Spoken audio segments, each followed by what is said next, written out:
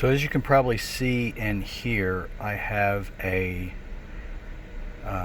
rough idle N54, and cylinder 6 has a very high lambda reading whenever looking at the rough running on the IMPA. Before cylinder 4, as you see here, cylinder 6 is way above into the red. I'm not exactly sure what's causing that. I've switched around injectors. I've got index 12.